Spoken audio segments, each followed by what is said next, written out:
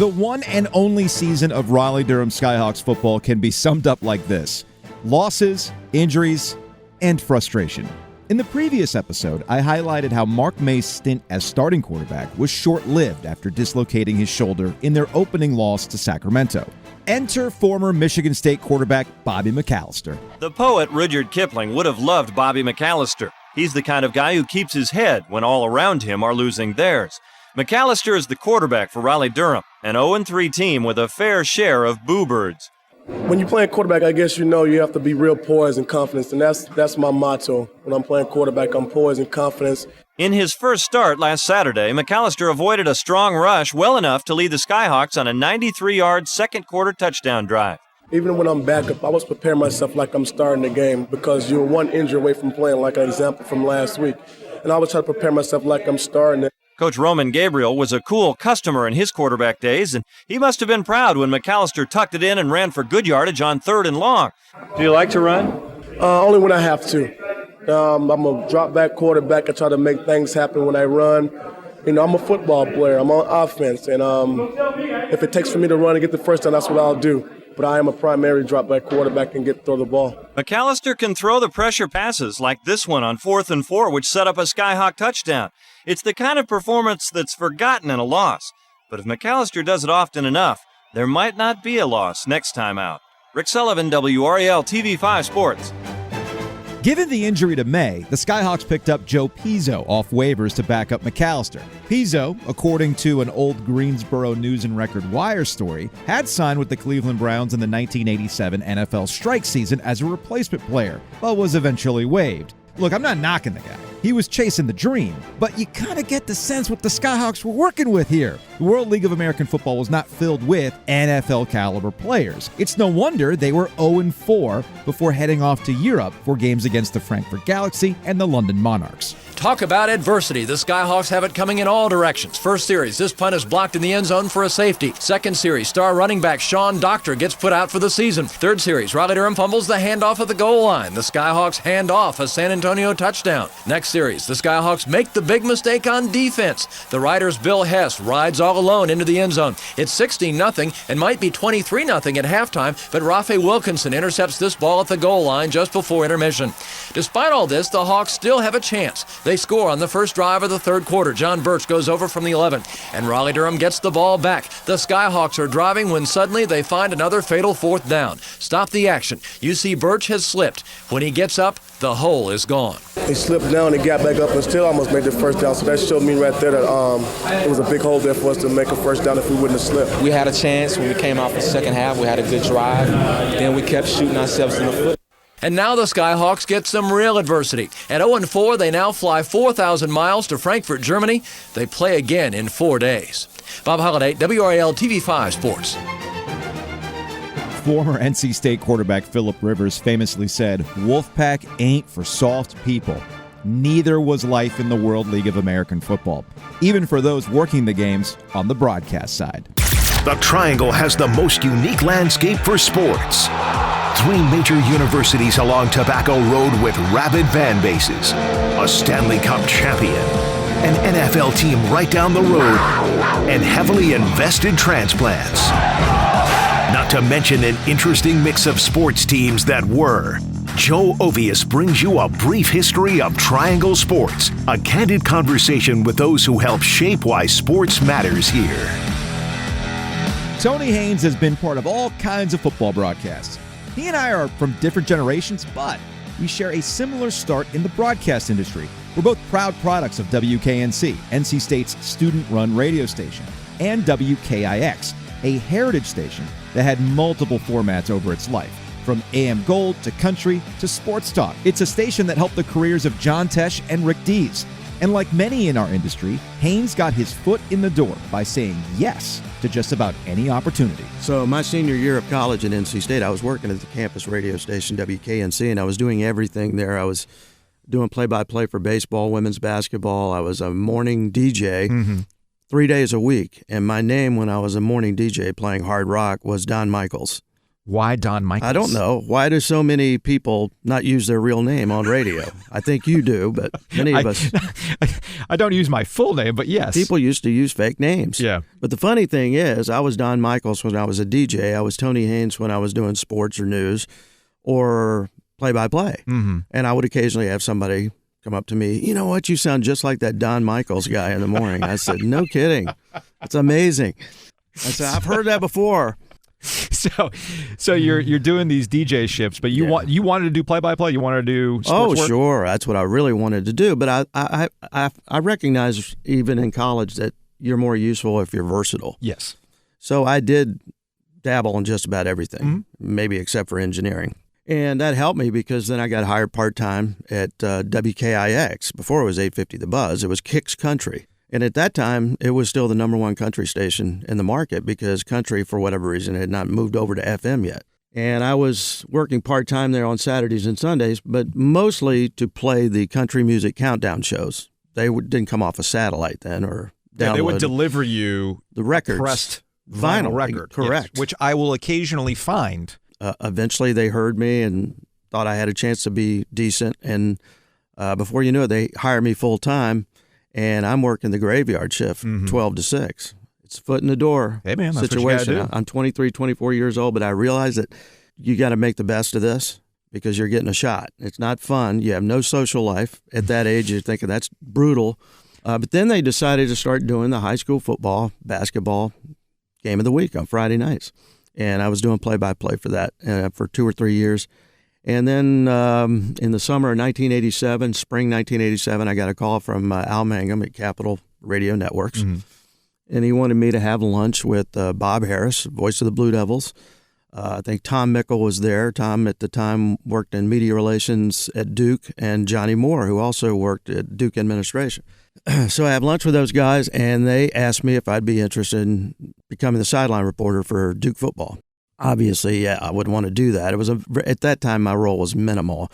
It was more traditional sideline. You report on injuries. If you hear something on the bench, what they're talking about, you talk. I wasn't doing much in terms of analyzing the game from like I do now. I'm more like a sideline analyst now. And eventually, it evolved to that at Duke once they realized that I had a decent idea of what was going on. So that was a big foot in the door. So I worked Duke football. I started in 1987. It just so happened they had a first-year coach there by the name of Steve Spurrier. Heard of that guy. Yeah, so that was a good time to arrive at Duke, and they actually had success, with Spurrier before he left for Florida. You missed on some Final Fours there. Yeah, right. My first year at Duke was after back-to-back national championships. Yeah. Doing basketball. Yeah. So they won the national championship. They won 91-92. Of course, 92, best remembered for the Leitner shot. Of course. I missed that. I was actually doing a high school basketball game at the Smith Center the night that Leitner hit that shot. We had it on the TV over on the side, and you couldn't believe what you just saw. But after the 92 basketball season, they made some changes on the Duke network. The guy who had been the producer and the analyst left, and so they asked me if I wanted to fill the role of being producer, engineer, pregame host, halftime host, postgame host. I said, yeah, absolutely. I'd love to do that. So that's just something else that added to my career. Something to do. But they decided they were going to put together a 3-man crew, and they were going to hire an ex-player as their color analyst. All right. So there's some guys that are hanging around that played at Duke, and they picked this one particular guy who at the time was an attorney living in Charlotte. And, Bob Harris and I are having this discussion before the season. I says, well, does this guy have any broadcast experience? And Bob says, no, I don't think he's ever done broadcasting before. But, my experiences with him when he played at Duke, he was a great interview. He knows the game. He's very articulate. So I think he'll do well, but we'll have to help him out early on, okay? Help him learn the ropes. So he comes on. He shows up the first game. He doesn't wear any socks, but he's got his scouting report. He's got this big binder with scouting information on all the players. That was impressive. He's really prepared, you're thinking. Yeah. He's a lawyer. He knows how to get ready. And so we learned pretty quickly that he had a decent chance to succeed in broadcasting. His name was Jay Billis. Like athletes, reps are important for sports broadcasters. When the Raleigh-Durham Skyhawks were announced and Capital Broadcasting signed on to be the radio network, Haynes found himself joining a hybrid team. Well, I was doing a sports anchor at North Carolina News Network, so we would report on that. And there were some business leaders here in the Triangle area, and working with George Shin, to bring one of these WLAF teams to Raleigh-Durham. The branding people at World League of America Football maybe should have looked at the last three letters of the name of the league, being LAF, right? Yeah. Especially for the Skyhawks, unfortunately, it fit with them better. And so I was aware of it. We were reporting on it. And then, you know, Capital Broadcasting, and I was working full-time at Capital with the NCNN at that time. I think Mr. Goodman was interested in having a team in Raleigh-Durham and get professional football going in the state of North Carolina. Yeah. And so when they all put it together, you got to step back for a second. At that time, Capital Radio Networks owned the broadcast rights to both NC State and Duke. Mm-hmm. And, in fact, actually owned the broadcast rights to Virginia at that time as well. And so when they decided that they were going to have a team here, Capital wanted to be involved in the radio broadcast. So they kind of put together members of the NC State radio crew and the Duke radio crew. At that time, I was working Duke football, and the color analyst at Duke was Wes Chesson, former great receiver at Duke. So they asked Wes to be the color analyst for the Skyhawks. I was going to do pregame, halftime, postgame, and sidelines. And then from the NC State crew, they brought over Gary Hahn to do play-by-play, and Rob Deacon, who was the producer-engineer for NC State. And so it was a mixture of... It was a super team. Duke crew, NC State crew. Yeah. And so that's how they put together the crew for the Raleigh-Durham Skyhawks, and we were off and running. I don't remember how many stations we had on the network, but we had a little network there that carried the football game. So You don't know these guys, or maybe you do know some of these guys. These were just some of the names on the Skyhawks I'd written down on my little piece of paper here because I didn't want to forget them. Yeah. It was a long time ago. But you ran those guys down, Mark May, Shane Montgomery, Clarkson Hines, I was there at Duke when Clarkson was breaking all kinds of he was bringing all records. sorts of records back in the day. Yeah, he was right? fantastic. The kicker on the Skyhawks was Wilson Hoyle, who had played at Wake Forest. He was a very good kicker at Wake Forest. He was a really nice guy, too. They had a lot of quarterbacks that year, and that's another story because they might have had the worst offensive line in the history of football. Okay. And so it was like almost a different quarterback every week because they all kept getting hurt. It almost seems like a ragtag group of guys. So when you are starting to get into the process of calling these games and being a part of this broadcast crew, what was your first thought? Well, first off, the players were humble, and I enjoyed being around them, and they were easy to talk to, easier to interview. I could actually interview a player during the game on the sidelines. Oh, wow. Okay. Which is unprecedented. But they knew that they couldn't be so corporate in this league. Okay. They had to loosen up, a little bit to be interesting. And the great thing about the players is all of them have been really good high school and college players. Some of them had short stints in the NFL. Some of them didn't make it in the NFL. But what happened is this was their second chance to play the sport they liked because they had it pulled away from them. They were told you can no longer play football. Yeah. Well, they wanted to play. So this league gave a lot of those guys a second opportunity. And they were humbled because, a lot of them in college, they got tired of doing interviews and all of a sudden they're out of football and nobody cares. Nobody wants to interview them anymore. Yeah. So all of a sudden now you put a microphone in front of them. They have a totally different perspective. They appreciate it more. And this was a second chance to play the sport that they love. So most of them were humble and it was enjoyable to get to know them and they were very cooperative. So that was the first thing that jumped out at me. And then you have Roman Gabriel. And again, you go back to Wes Chesson. There was a connection between Roman Gabriel and Wes Chesson. Roman played football at NC State, eventually got drafted in the AFL and NFL, became the starting quarterback for the Rams and later the Eagles. And Wes Chesson actually played with Roman Gabriel for 2 years when he was a quarterback of the Eagles. And I remember Wes, long before this, Wes always telling me that Roman Gabriel had the best football IQ of any player he'd ever played with or against. He thought he was the smartest football player he had ever been around. I mean, he was a quarterback and he had the X's and O's down. Roman had done many things post-football, including doing some acting, but he always wanted to be a coach. But he really didn't get that opportunity in the NFL. But now, with him being a Wilmington native and then playing the games in NC State, and he's an NC State legend, he gets the job. And he becomes the head coach. And he puts together a staff of guys that he worked with or played with in the NFL. Like his defensive line coach was Claude Humphrey, who's an NFL Hall of Famer. Yeah. One of the great defensive linemen ever. A brief history of Triangle Sports will continue after this break.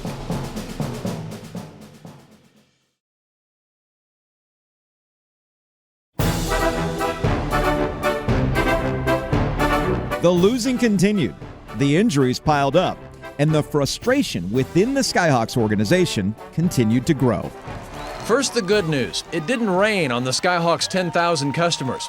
And the Skyhawks looked really good on their touchdown drive. Clarkston Haynes taking Joe Pizzo's pass. He cashes in a 48-yard score, and at this point it's 21-6.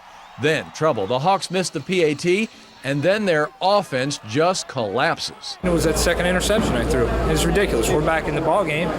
I throw an interception, and we just never get it going again. The Skyhawks get just 4 first downs passing. Their running game is no better. Total yardage, running and passing, 122. When you're 0-7, it's beyond frustrating. It's a new level. So I really can't say what there is to do. All we can do is just continue to work and try to keep our errors down to a minimum. The Skyhawks had hoped to have 5 or 6 wins by this, the 7th week of the season.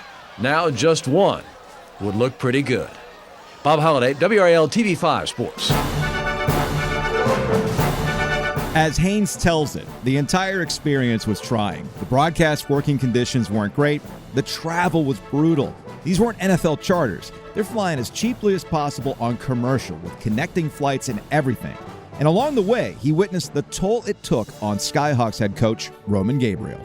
Hughes Stadium, not a great facility. I think a small college team plays there. Sure.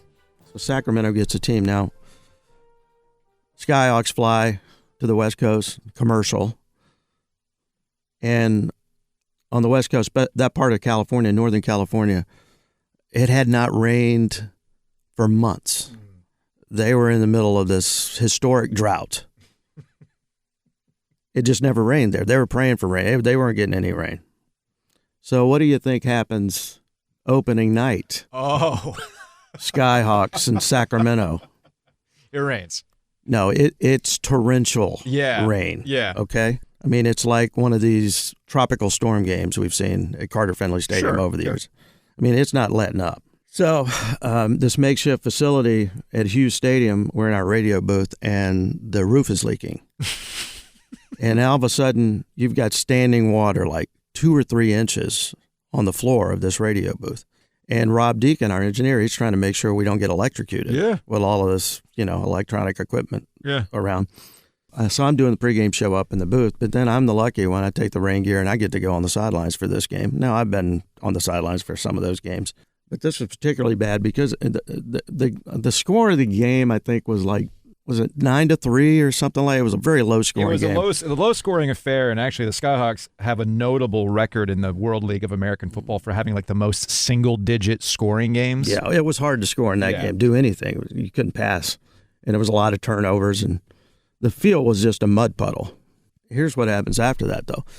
Game over, players and coaches, they go back in the locker room, they shower, they change clothes, and we got a red-eye flight back to Raleigh with a layover in Dallas. I don't have the opportunity to go and take a shower and change clothes. So I get drenched, even with that rain gear on. That doesn't do you any good. It's not going to do it. After a while, it's not doing any good. About 5 minutes. Yeah. So we get on this overnight flight coming back and go through Dallas, and I can't change clothes, take a shower. So I'm on a commercial flight. Yeah, just like a wet towel rag or whatever, sitting there for however many hours it took us to get back. And then we have the layover in Dallas, and it's like 4 or 5 in the morning. And in the gate area where we were to connect with our next flight, these big, huge football players are just laying around on the carpet getting some shut-eye, and people walking through the airport and looking at that, what in the world is going on here? Yeah. You got these 40 big football players laying on the floor taking naps. So that was kind of a rough night. I mean, they were just a bad team. And they were not very competitive. I remember I mentioned their offensive line, and it's like they had a new quarterback every week. Quarterbacks were getting killed. And Roman had hired an old friend of his to be the offensive line coach. Buck Fowler was his name. And so when we would go on the road on these commercial flights, some of the assistant coaches would sit and coach.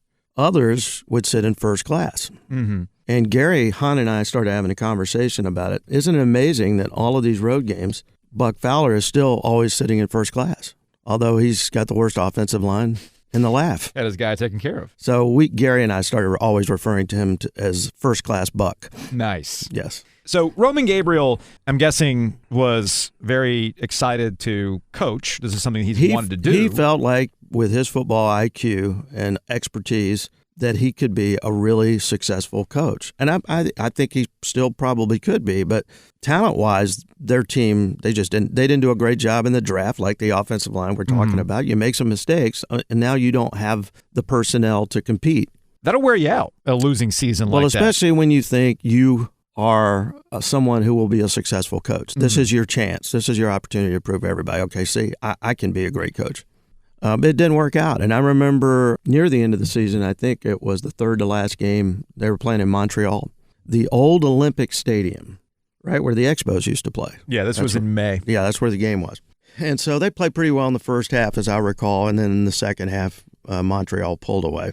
It was a night game. We were going to fly back the next day because we were in Canada. So after the game, Wes Chesson and I go across the street from the hotel, and we grab a beer. You could actually get a beer in the bars. Right? Just couldn't at Carter Finley Stadium, right? Especially in Montreal. So we grab a beer just because we were restless. And we come back across the street in the hotel. We were staying in this just beautiful hotel in downtown Montreal. Had to be one of the best. It was kind of a classic old hotel with this grand lobby. When you walked in, you're with high ceilings. You're in awe of this big lobby in this hotel. But it was, it was like midnight or something like that.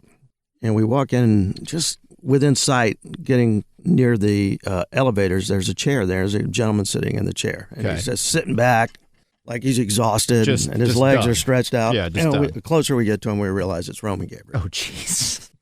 Sitting there by himself. And he looked like he had aged 100 years. The season took a toll on him because he thought they were going to be successful, and they weren't. And he took it hard. Yeah. And you could tell. You didn't make so it's the World League. You didn't make the trip? No. Very expensive trip. You think about it. They're going to be there for 2 weeks. Yeah.